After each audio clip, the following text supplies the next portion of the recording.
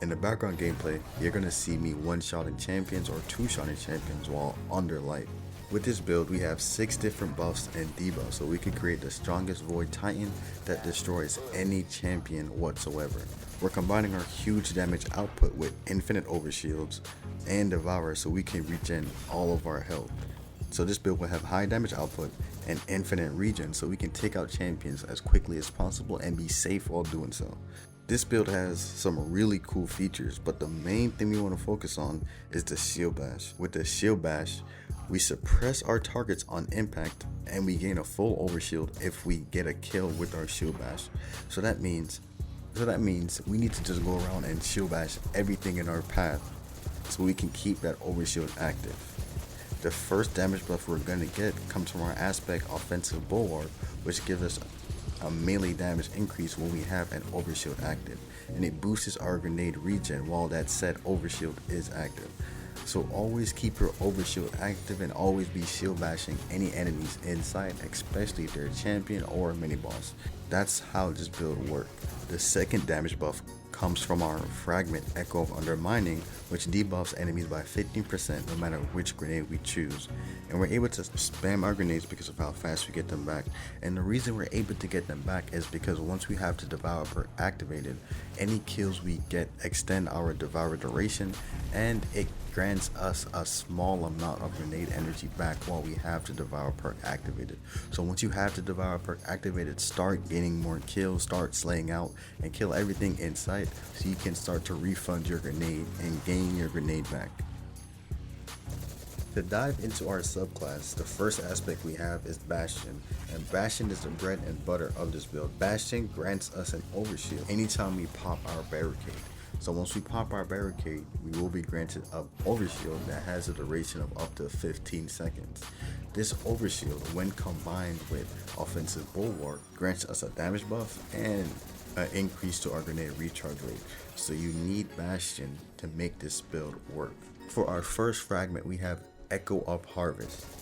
Anytime we defeat a weakened target, we spawn an Orb of Power and a Void Breach, and you're weakening targets by either hitting them with your shield bash or hitting them with your grenade, which counts as a debuff and weakens any surrounding targets.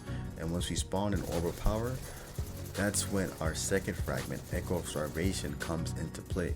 Echo of Starvation will grant us Devour anytime we pick up an Orb of Power or a Void Breach. And Echo of Harvest spawns both of those anytime we defeat a weakened target. And for our third fragment, we have Echo of Persistence. Echo of Persistence increases the duration of our overshield and extends the duration of Devour any single time we have it active, and this buff only applies to yourself. So even if you give your overshield to your teammates, they will not have an extended duration, only you will have that extended duration applied to you. But Echo of Persistence, Echo of Undermining, and Echo of Harvest all synergize well together, and the main bread and butter for your fragments will be Echo of Undermining, which grants us a 15% damage reduction and weakens our targets anytime they get hit by any one of our grenades. And those are all the fragments we are using in this build to make everything come together. We've covered 2 of our damage buffs so far. The next damage buff comes from Peregrine Greaves, and Peregrine Greaves grants us bonus damage anytime we activate our shield bash while airborne. So that means you should always be airborne anytime you activate your shield bash. And this damage buff scales up to 200%. So combining the 200% damage increase we get just by using our shield bash with offensive bulwark and Echo of Undermining, we should be dealing huge amounts of damage to any enemy once we combine those 3 things. The next 2 damage buffs will come from our seasonal artifacts. They're only going to be active for this season only, but the 3 damage buffs so far will always be active if you choose to run this build. The 4th damage buff in this build will be Elemental Fury, so anytime you stun a champion, they'll take additional damage from your abilities while stunned. So anytime you or your teammates stun an unstoppable overload or anti-berry champion, they will take additional damage from your shield bash or any other abilities you choose to use. That's the 4th damage buff. The 5th damage buff will be Monochromatic Maestro, so dealing elemental damage that matches your subclass grants you a 10% damage buff.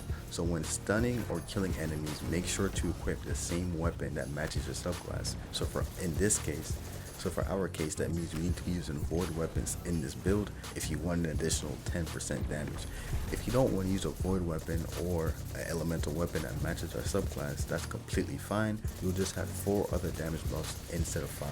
And our last damage buff comes from when there is a void burn on any activity. And this isn't really a permanent damage buff as this buff just goes in rotation and varies from activity to activity, so it's not really a permanent damage buff. But there are 3 damage buffs that you can use at any given point in this season and in the next seasons. Echo from the Mining, Offensive Bulwark, and Peregrine Greaves all give you damage buffs that will continue throughout this season. The other 2 damage buffs that come from your seasonal artifact are only for this season only. Now the main stats you want to be building into for this build, as we just covered everything else in this build, we want to have 100 resilience, and after prioritizing your resilience you can either build into discipline or strength, but you want to prioritize resilience over everything since your resilience is tied to your barricade cooldown, and we need to be able to spam our overshields. So 100 resilience, and then the second 100 is completely up to you. The 2 choices, like I said before, will either be discipline or strength. But that's it for the build, guys. The overall gameplay loop for this build revolves around you popping your barricade, throwing a grenade down on the champion or mini boss, and after you debuff your target, then you want to sprint, jump in the air, and use your shield bash. So you activated your Peregrine Greaves buff and you activated Elemental Fury. If you are using a weapon that matches your subclass, you also would have been activated Monochromatic Maestro.